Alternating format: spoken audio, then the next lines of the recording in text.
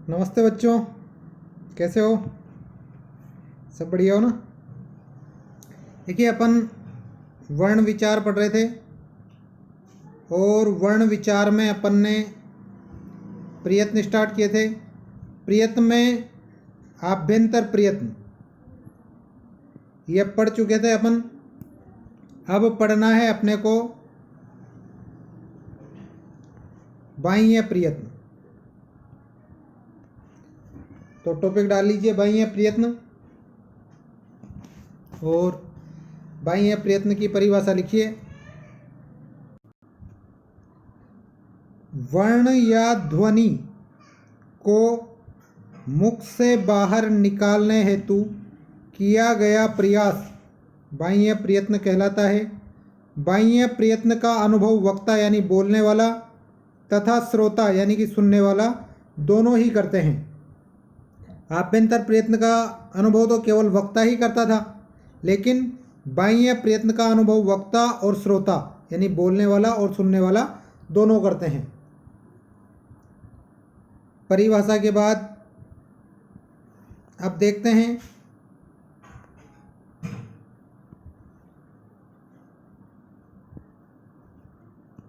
बाह्य प्रयत्न के प्रकार।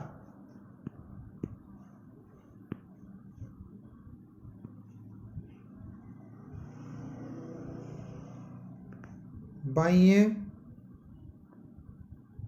प्रयत्न के प्रकार।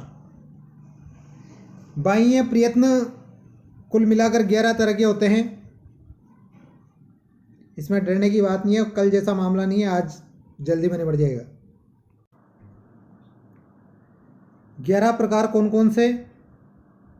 विवार, संवार, श्वास, नाद, घोष, अघोष, अल्पप्राण, महाप्राण, उद्दात, अनुद्दात और स्वरित। ये 11 प्रकार के बाह्य प्रयत्न होते हैं। इनके केवल शाब्दिक अर्थ लिख लेंगे, परिभाषा नहीं लिखेंगे। इनके शाब्दिक अर्थ लिखिए। विवार का मतलब होता है मुख का ज़्यादा खुलना, मतलब जिसका बाह्य प्रयत्न विवार होता है उसको बोलते टाइम मुख ज़्यादा खुलता है। संवार का मतलब मुख का कम खुलना। श्वास का मतलब बोलते समय श्वास ज़्यादा निकलना। नाद का मतलब बोलते समय अंदर गूंज महसूस होना।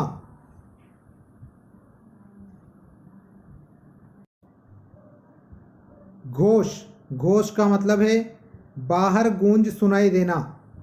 अघोष, इसका मतलब है गूंज का सुनाई न देना। अल्प प्राण, प्राण वायु का कम उपयोग, मतलब जब उनको बोलेंगे तो प्राण वायु का कम उपयोग होगा। महाप्राण, प्राण वायु का ज़्यादा उपयोग। उद्दात, उच्चारण स्थान के ऊपरी स्थान से बोलना। अनुद्दात, उच्चारण स्थान के निचले स्थान से बोलना। स्वरित, उद्दात और अनुद्दात दोनों का मेल स्वरित कहलाता है। ये इनका शाब्दिक अर्थ हो गया। जब अपन इन वर्णों को पढ़ेंगे तब मैं बता दूंगा कि इनका प्रयोग कैसे होता है और अपन इनको कैसे पहचानेंगे।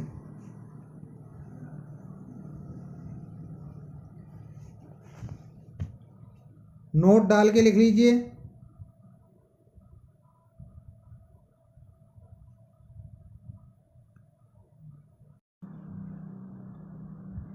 नोट डालिए।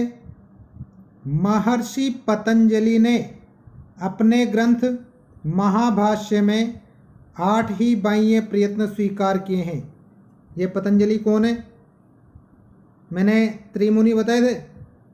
उन त्रिमुनि में से एक मुनि है पतंजलि, जिन्होंने ग्रंथ लिखा है महाभाष्य। इन्होंने उद्दात, अनुद्दात और स्वरित इनको बाह्य प्रयत्न नहीं माना है। अगर 11 में से 3 को नहीं माना है तो कितने बचे? 8। दूसरा पॉइंट, प्रत्येक स्वर के 3 व प्रत्येक व्यंजन के 4 बाह्य प्रयत्न होते हैं। अब आपको मैं दो प्रत्याहार लिखा रहा हूँ, वो प्रत्याहार इसमें काम आएंगे। नंबर 1 खर प्रत्याहार। खर प्रत्याहार कहाँ से बनेगा? ख, फ, छ, ठ, थ, च, ट, टहे ट, त, व, क, प, ये, स, श, स और र। अब देखिए खर प्रत्याहार बनाना है, मतलब ख से लेकर र तक। इसमें कौन कौन से वर्ण नहीं गिनेंगे? एक तो ये जो व हलंत है इसको नहीं गिनेंगे और इस य को नहीं गिनेंगे। तो खर प्रत्याहार में क्या क्या बचा, इसको ऐसे कैसे लिख के नीचे खर प्रत्याहार के वर्ण लिख लीजिए। ख, फ, छ, ठ, थ, च, ट, त, व को छोड़ देंगे, क, प, य को छोड़ देंगे, श, श और स। ये आते हैं खर प्रत्याहार में। मतलब वर्ग का कौन सा ख से चालू हो रहा है, मतलब दूसरा अक्षर, वर्ग का द्वितीय व प्रथम वर्ण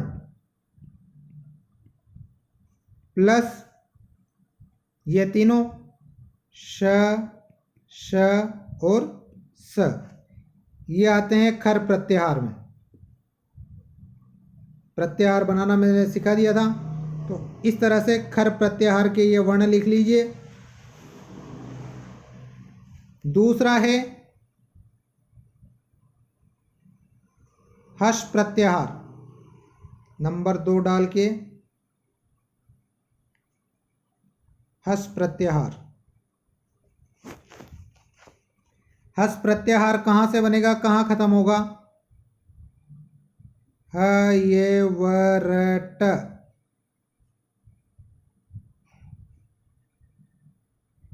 लण, ए, मंग, ग, ण, न, म।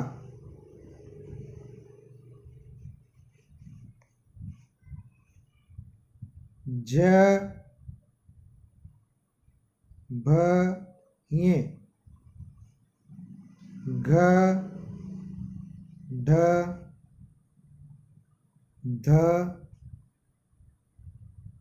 श, ज, ब, ग, ड, द, श।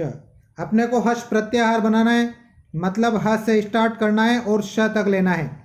जिसमें छोड़ना क्या है, ये ट छोड़ देना है, ण छोड़ देना है, म छोड़ देना है, ये छोड़ देना है और श छोड़ देना है। अब क्या बचा अपने पास? ह, ये, व, र, ल, ए, मंग, ङ, ण, न, झ, भ, घ,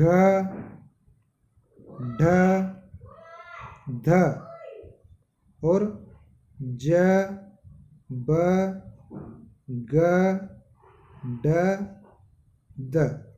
ये आएंगे हर्ष प्रत्याहार में, यानी कि ह प्लस ये, व, र, ल प्लस वर्ग का पंचम, पंचम के बाद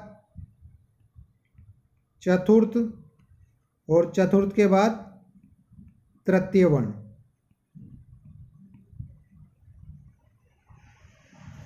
आपको कॉपी में बिल्कुल साफ साफ लिखना है, ये अलग अलग पॉइंट डाल के। ये हश प्रत्याहार है और इसके पहले अपन ने पढ़ा था खर प्रत्याहार। ये दोनों ही प्रत्याहार इन बाह्य प्रयत्नों में काम आएंगे। अब पढ़ते हैं बाह्य प्रयत्न। लिखिए नंबर 1, स्वराणाम उदात्त अनुदात्त स्वरितः, मतलब स्वरों के बाह्य प्रयत्न उदात्त अनुदात्त और स्वरित होते हैं। अभी लिखा था अपन ने थोड़ी देर पहले कि स्वरों के 3 बाह्य प्रयत्न होते हैं। कौन कौन से होते हैं? उदात्त, अनुदात्त और स्वरित। तीनों निमट गए एक साथ। अब अपने 8 और बच रहे हैं, उनको पढ़ लेते हैं।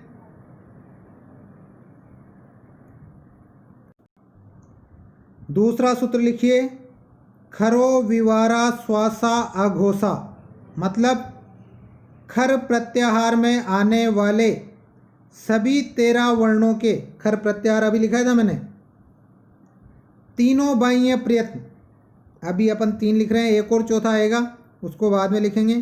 तीनों बाह्य प्रयत्न क्या क्या है? विवार, श्वास व अघोषे।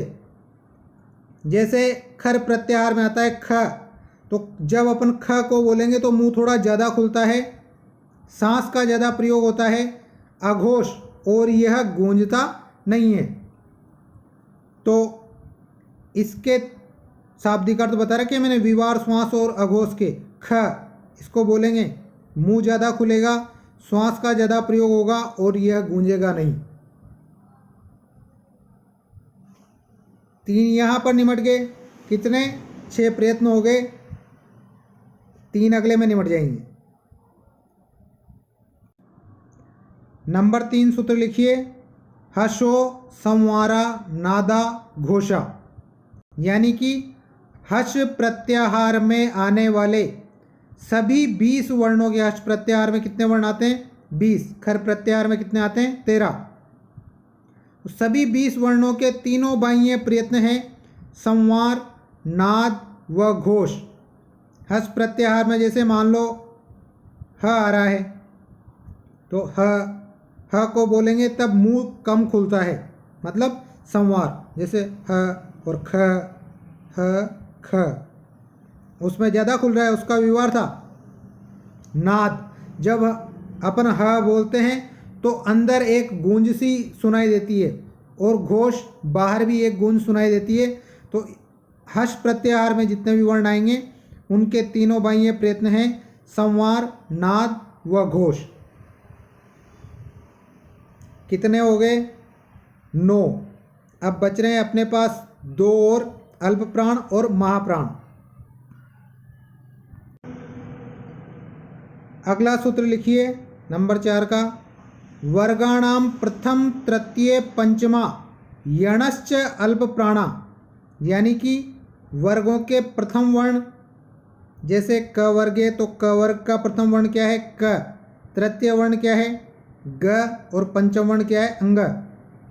तो प्रथम, तृतीय, पंचम वर्ण सभी वर्गों के, तथा यण, जिनको अंतस्थ भी कहते हैं, क्या क्या आते हैं इनमें? ये व रल।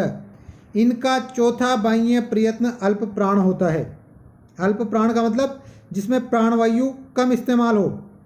जैसे मान लो अपन क बोलते हैं, ये वर्ग का प्रथम है और वर्ग का दूसरा वर्ण है ख, इसका महाप्राण है।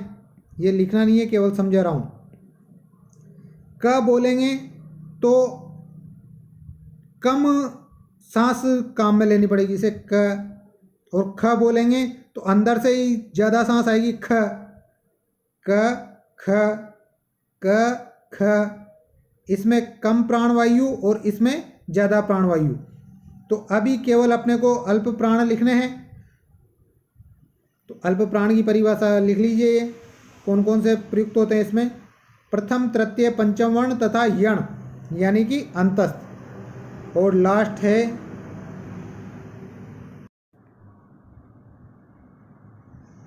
वर्गाणाम द्वितीय चतुर्थो सलश्च महाप्राणा, मतलब प्रत्येक वर्ग का द्वितीय तथा चतुर्थ वर्ण और शल यानी उष्म, उष्म में क्या क्या आते हैं? श, श, स और ह। इनका चौथा बाह्य प्रयत्न महाप्राण है वर्गों के दूसरे और चतुर्थ, जैसे क वर्ग का दूसरा वर्ण क्या है? ख, और चौथा वर्ण क्या है? घ। जब इनको बोलेंगे तो श्वास थोड़ी ज़्यादा इस्तेमाल होगी, इस वजह से इनको महाप्राण कहा गया है। केवल क वर्ग का ही नहीं बल्कि प्रत्येक वर्ग का। ये परिभाषा लिख लीजिए। इस प्रकार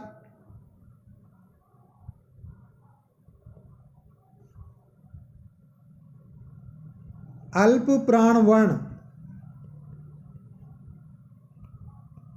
कितने हैं? 19 हैं, जबकि महाप्राण वर्ण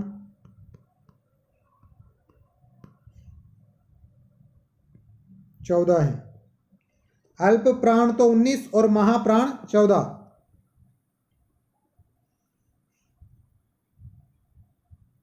अल्प प्राण में पहला, तीसरा, पंचम वर्ण प्लस अंतस्थ कितने हो जाएंगे? ये 19। ये क्या है? अल्प प्राण, ये अल्प है। अल्प प्राण और वर्ग का दूसरा, चौथा और ऊष्म कितने हैं? 14। ये क्या है? महाप्राण। ये बाह्य प्रयत्न कंप्लीट हो चुके हैं। अब इनके बारे में कुछ विशेष बातें, दो चार जो अलग से लिख लेते हैं। नोट डाल के पहला पॉइंट लिखिए, सिद्धांत कौमुदी में विसर्ग, उपधमानीय व जिह्वामूलीय इन वर्णों के बाह्य प्रयत्न विवार, श्वास व अघोष माने गए हैं, जबकि अनुस्वार के बाह्य प्रयत्न संवार, नाद व घोष माने गए हैं।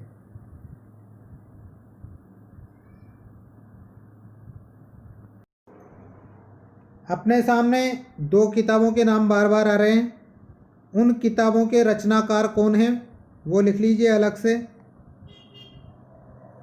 सिद्धांत कौमुदी,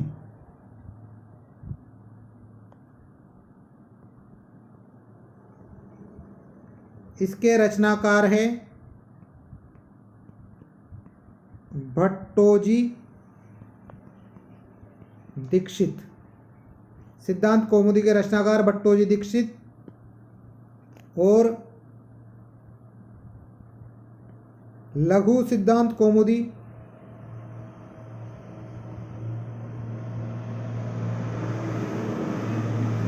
इसके रचनाकार हैं आचार्य वरदराज।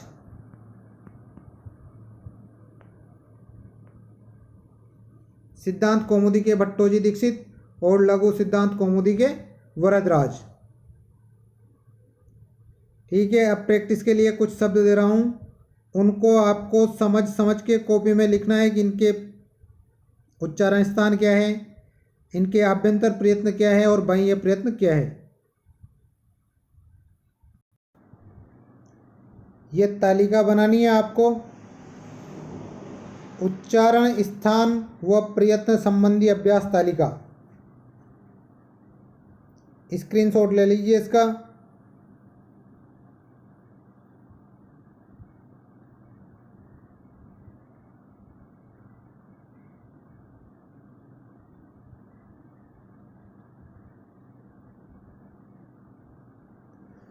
और